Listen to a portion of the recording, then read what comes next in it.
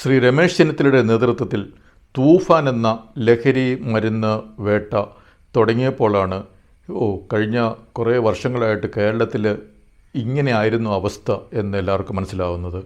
ചിലയിടത്തു നിന്നൊക്കെ 10-18 കോടിയുടെ വരെ കഞ്ചാവ് പിടിക്കുന്നു, MDMA എല്ലായിടത്തു നിന്നും പിടിക്കുന്നു.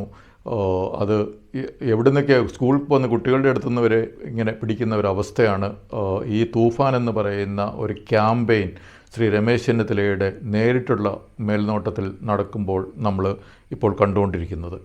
അപ്പോൾ അതിൽ നിന്ന് മനസ്സിലായ ചില കാര്യങ്ങൾ, ഒന്ന്, കഴിഞ്ഞ കുറേ വർഷങ്ങളായിട്ട് ഇതിവിടെ ഇങ്ങനെ ലഹരി വളർന്ന് പന്തലിച്ച് അതിലുപയോഗിക്കുന്നവരുടെ എണ്ണം വളരെ വളരെ കൂടി.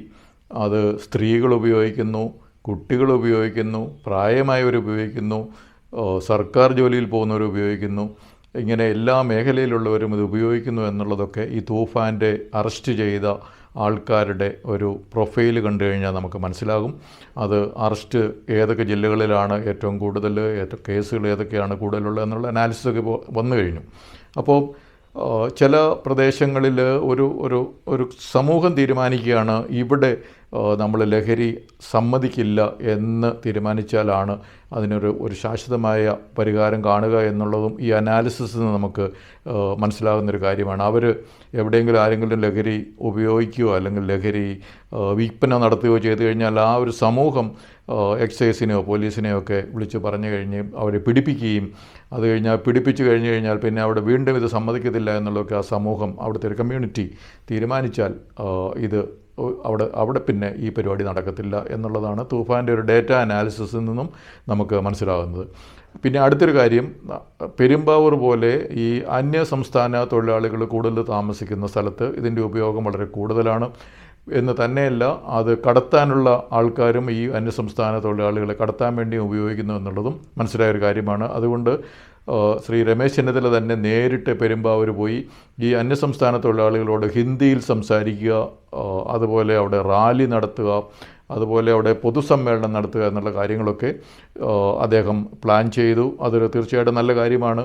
ഒരു അവയർനെസ് ക്രിയേഷന് വേണ്ടി റാലി, പൊതുയോഗം, ഹിന്ദിയിൽ സംസാരിക്കുക. ഇനി അവർ കേരളത്തിൽ തൂഫാൻ എന്ന് പറഞ്ഞൊരു പരിപാടിയുണ്ട്, ലഹരി ഉപയോഗിക്കാൻ പാടില്ല, ലഹരി കടത്താൻ പാടില്ല എന്നുള്ള കാര്യങ്ങളൊക്കെ അവർ അറിഞ്ഞില്ല കേട്ടില്ല എന്നുള്ളതൊന്നും പിന്നീട് പറയാൻ പാടില്ലല്ലോ. അപ്പോൾ അത് തീർച്ചയായിട്ടും ഒരു പ്രിവെൻഷന് നല്ലൊരു കാര്യമാണ്.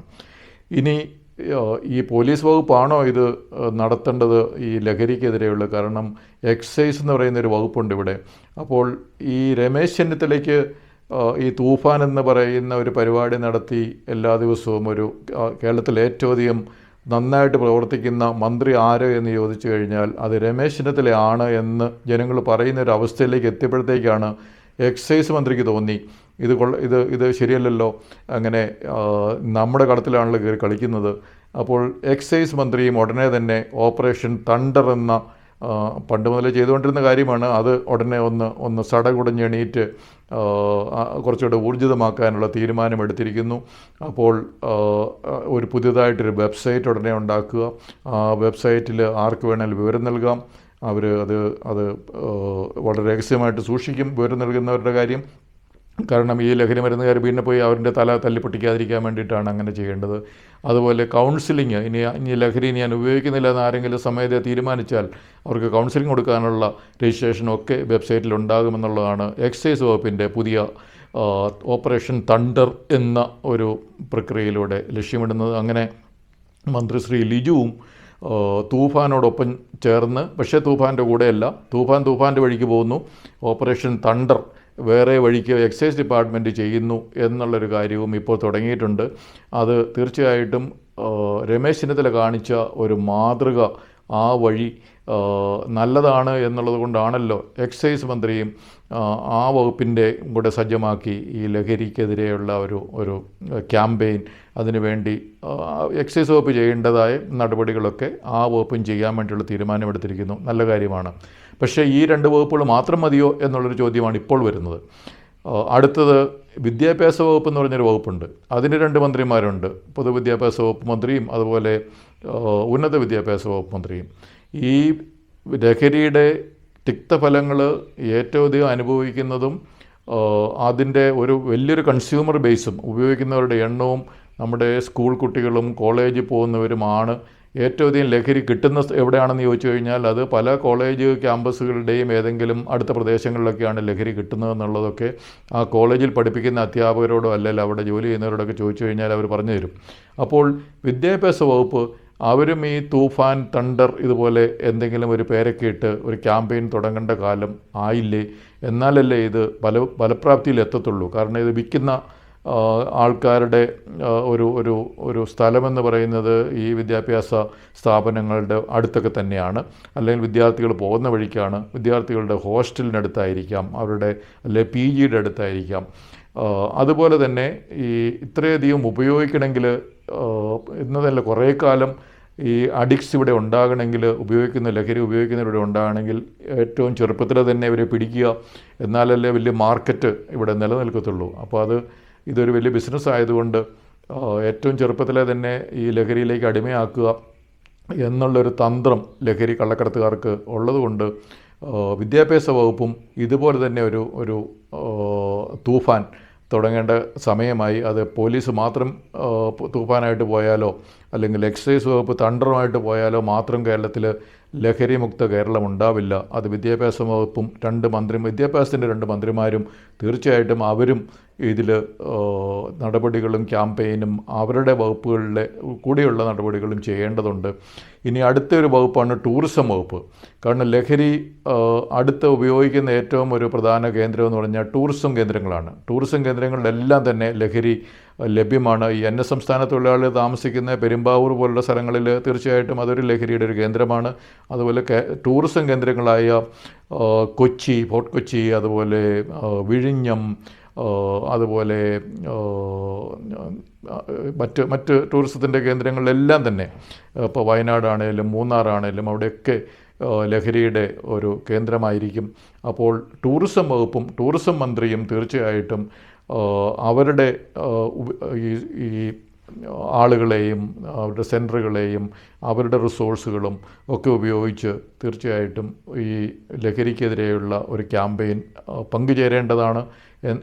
എന്നാൽ മാത്രമേ ടൂറിസം കേന്ദ്രങ്ങളിലുള്ള ലഹരിയുടെ കച്ചവടവും ലഹരിയുടെ ഉപയോഗവും ടൂറിസ്റ്റുകളെ കേന്ദ്രീകരിച്ചുള്ള ടൂറിസ്റ്റുകൾ ആയിട്ട് വരുന്നവർ ഈ ലഹരി കൊണ്ടുവരുന്ന പരിപാടികൾ, അതൊക്കെ നമുക്കിവിടെ പല കേസുകൾ കിട്ടിയിട്ടുണ്ട്. ടൂറിസ്റ്റുകളായിട്ട് വരുന്നവരും പുറത്തുനിന്ന് ലഹരി ഇങ്ങോട്ട് കൊണ്ടുവരുന്ന കാര്യങ്ങളൊക്കെ. അപ്പോൾ അത് തീർച്ചയായിട്ടും ടൂറിസം മന്ത്രിക്ക് ഇതിൻ്റെ ഒരു റോളുണ്ട്.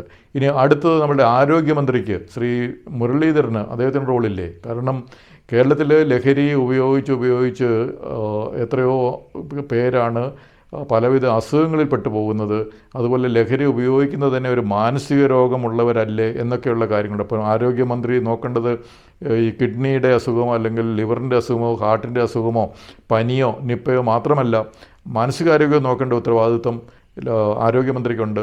അപ്പോൾ ലഹരി ഉപയോഗിക്കുന്നവർ, ലഹരിക്കെതിരെ കണ്ടടിക്കുന്നവരെ ഒക്കെ തന്നെ മാനസികാരോഗ്യമുള്ളവരല്ലേ എന്നുള്ളൊരു ചിന്ത ആരോഗ്യമന്ത്രിക്കുണ്ടായാൽ തീർച്ചയായിട്ടും ആരോഗ്യവകുപ്പ് മന്ത്രിയും ലഹരിക്കെതിരെ നടപടിയെടുക്കേണ്ട. കാരണം ലഹരിക്കെതിരെ നടപടിയെടുക്കാനും അതിൻ്റെ കൗൺസിലിംഗ് കൊടുക്കാനും അതിൻ്റെ പുനരധിവാസവും അങ്ങനത്തെ കുറേ കാര്യങ്ങളിലൊക്കെ ആരോഗ്യവകുപ്പാണ് പ്രധാനമായിട്ടും ഇടപെടേണ്ടത്. അപ്പോൾ ആരോഗ്യവകുപ്പ് മന്ത്രിയും തീർച്ചയായിട്ടും ഈ തൂഫാൻ, തണ്ടർ പോലെയുള്ള നടപടികൾ തുടങ്ങേണ്ട സമയമായി. ഇത് എല്ലാ വകുപ്പുകളും കൊണ്ട് ഒരുമിച്ച് ഒരേപോലെ പോയി കഴിഞ്ഞു കഴിഞ്ഞാലാണ് ഇതൊരു ശാശ്വതമായ ഫലവത്തായ ഒരു